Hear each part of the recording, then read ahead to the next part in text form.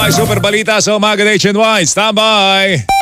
Dito sa GMA, naniniwala kami na ang nagbabalita dapat walang kinikilingan, walang mga interes na pinoprotektahan, walang pinapangalagaan, kundi kapakanan ng sambayanan at katotohanan. Balitang walang bahid, walang labis, walang kulay. Serbisyong totoo lang. Oras ang minuto makalipas sa alas 7. Handog sa inyo ng Super Radyo DZBB at lahat ng Super Radyo sa Luzon, Visayas at Mindanao. Live ngayong umaga. Ito ang Super Balita sa Umaga Nationwide. Nag-uulat live mula sa Super Radyo DZBB. Narito sina Mike Enriquez at Joel Reyes-Zabel. Biyernes po kayo, ika-6 sa buwan ng Oktubre taong 2023. Sa ating mga headlines, inflation rate o yung bilis ng pagtaas ng presyo ng mga bilihin at serbisyo umakyat sa 6.1% noong Setyembre ayon sa Philippine Statistics Authority. Halos lahat ng Pilipino gumastos ng mas malaki sa pagkain sa nakalipas sa 3 buwan batay sa survey ng Pulse Asia. Pagmahal ng bigas noong Setyembre, pinakamataas sa nakalipas na 14 na taon sa kabila ng ipinatupad na price ceiling sa bigas. Pagbangga ng oil tanker sa bangkang pangisdan ay kinasawi ng 3 Pilipino aksidente at hindi sinadya ayon sa Philippine Coast Guard. Vice President Sara Duterte tinawag na kontra sa kapayapaan at kalaban ng bayan ang mga kumokontra sa confidential funds. Estudyanteng sinaktan umano ng kanyang guro, posibleng namatay dahil sa sakit at hindi sa sampal ayon sa isang forensic pathologist. 6 na pulis na botas na isinasangkot sa pagkamatay ni Jemboy Baltasar sumuko na sa PNP Criminal Investigation and Detection Group. Mahigit sa 600 gigabytes na datos na nahack sa PhilHealth isinapubliko ng Medusa Ransomware Group. Super Balita sa Umaga Nationwide. Bantay Panahon.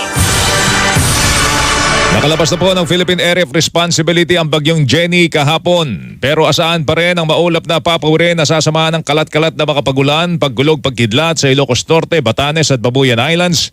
Ngayong araw na ito dahil sa trough o extension po ng bagyo. Kaparehong panahon din po aasahan sa Metro Manila, Zambales, Bataan, Cavite, Batangas, Occidental Mindoro at nalalaming mga lugar sa Ilocos Region dahil po sa hanging habagat. Samantala, kansilado po ang klase sa lahat po ng kanta sa pampubliko at pribadong paaralan sa Maynila at Malabon. Ngayong araw dahil po sa nararanasang pagulan. Suspendido rin po ang face-to-face classes sa lahat ng antas sa mga pampubliko at pribadong paaralan sa Navotas ngayong araw.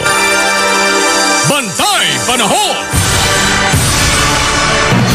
Ito ang Super Balita sa Umaga Nationwide. Balita sa Umaga Nationwide.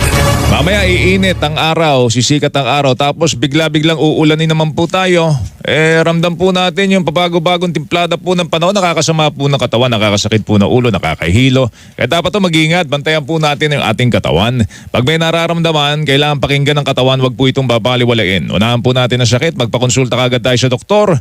Makinig po sa katawan, makinig po sa doktor. Kapag may gamot na inireseta po sa inyo, sundin at inumin. Huwag nyo na pong hahatiin ng gamot. Tapos na po ang panahon na inahati po natin ng gamot dahil tayo po'y nagtitipid. Huwag na po kayo magtipid. Bakit? May dekalidad Pero abot kayang gamot mga kapuso. Huwag ko kayong mahiya magtanong, hanapin po yung check po ng RightMed. Para sa listahan ng mga produktong RightMed, bisitahin po ang kanilang Facebook page, website, www.rightmed.com.ph.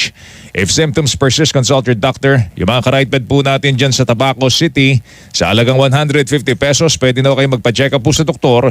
Bisitahin lang po ang JMed Pharmacy sa Siga Avenue, dyan naman sa lungsod po ng Tabaco. Oras, alas 7:21. Radyo na. TV pa! Kortesiya na. Disiplina pa! Super Radio Number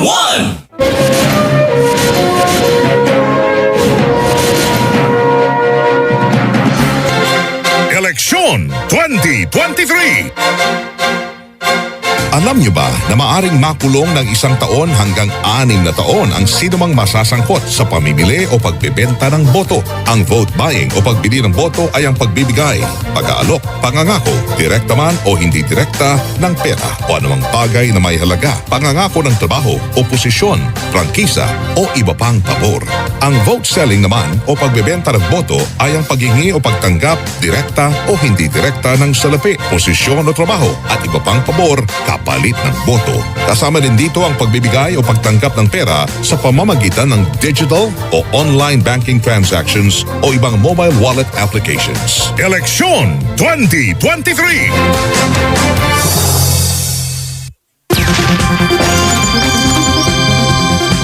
Balita sa umaga, nationwide! Mga makakalimutin dyan, mga kapuso, ang dami nyo naasikaso. At saka, niintindi araw-araw. Araw-araw naman yan eh. Kaya sabi nga, ilaban lang tayo sa buhay. O, stressed out sa sunod-sunod na face-to-face, online classes at saka mga meeting. Kayo ba ay makakalimutin ha? O, suot nyo na yung salamin nyo, hinahanap nyo pa. Nakasakay na kayo ng sakyan tapos naiwan pa lang cellphone at iba pang gamit nyo. Sa school, eto, sa school, nangyayari po ito. O, nag-review ka naman pagdating ng exam, nakalimutan ang pinag-aralan. O, napuyat pa nga sa pag-review eh. Pero pagdating doon sa school, wala, nabura. Parang nabura, memorya. Ayan, oh, mahirap pag marami po nakakalimutan. Para brainy good mga kapuso, dapat healthy po, healthy lifestyle. Mag-iwas ko sa pagpupuyat. Oh. Mag-exercise po kayo regularly. At kumain po ng masustansyang pagkain. Pwede mo rin pong samahan ng Memo Plus Gold. Nagawa sa pure and natural Bacoma Muñera para laging focus po at mentally alert mga kapuso. Memo Plus Gold lamang ang brainy good. Ang Memo Plus Gold ay mabibili sa lahat ng Mercury Drug Outlet at sa mga pangunahing butika nationwide. Online din po sa Shopee at sa Lazada. Paalala lang po, ang Memo Plus Gold ay hindi isang gamot at hindi dapat gamitin panggamot sa anumang uri ng sakit. Oras, alas 7:35. Radyo na. TV pa! Kortesiya na. Disiplina pa! DZWB Super Radio Number 1.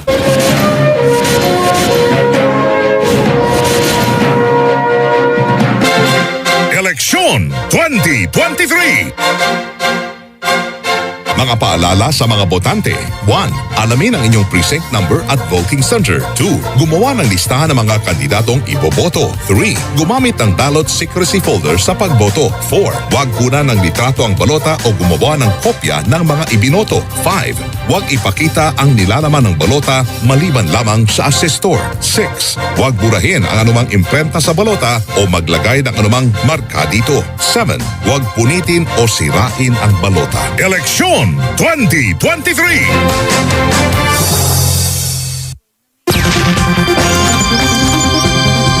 Umaga nationwide! Oras, alas 7:48 mga kapuso. DZWB Super Radio Number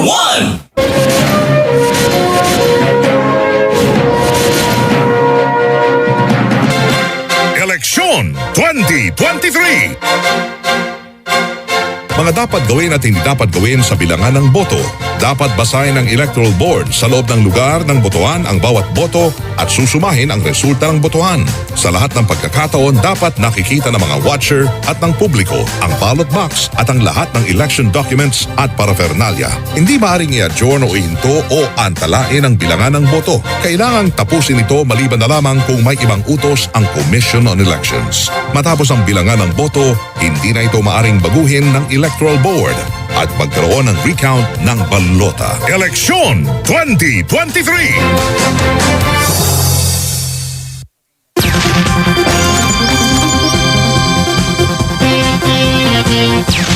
Melo. Bati natin. Happy birthday! Edita Camacho Menjola ng South City Homes at good morning sa mag-asawang Benito at Tingban Haon. At meron pa, parang Joel. Meron ako. Meron ka, sige. Meron din ako. Si yung tiyahin ko. Si Aurea Irizarre. Nagse-celebrate ng nag-celebrate actually siya ng birthday kahapon. Belated happy birthday, Chaore. Happy birthday po sa inyo at sana'y mabusog mo sila. Ito, happy birthday to Mrs. Heneta Moreno. Regular listener natin yan. Saka si kanyang husband na si Renemar Moreno. 80 days before Christmas, mga kapuso. Ha? 80 na po. 80 May araw na lang. panahon pa, pare. May panahon pa. Opo, at mag-ipon-ipon po kayo. Para magbagong At buhay po tayo. mag-exercise po kayo, sabi ni Mau de la Cruz. Yan. Patuloy lang po Takbo na. tayo sa pakipaglaban sa ating paniniwala. Huwag kayong magagatol. Yan. Ha? Yan, ha? Takbo na Pasko na, Takbo Ninong, na, Pasko Ninang. na. Sumayin niyo po ang kabuuan ng mas pinalawak, mas pinalakas. Super balita sa umaga nationwide. Ako po ang inyong kapuso, Melo Del Prado. Balita walang kinikilingan, walang pinoprotektahan, serbisyong totoo lamang. Ako po inyong kapuso, Joel Reyes Abel. Magandang umaga Luzon. Magandang umaga Visayas, magandang umaga Mindanao. Radyo na! TV pa! Kortesiya na! Disiplina pa! You know. Pasko pa! Super Balita sa Umaga Nationwide mula sa pinakapinagkakatiwalaang network sa buong Pilipinas, ang GMA. Mabuhay ang Pilipinas! Oras! Mag-iisang minuto bago sumapit ang alas 8. Standby, saksi sa Double B. DZBB Super Radio number 1.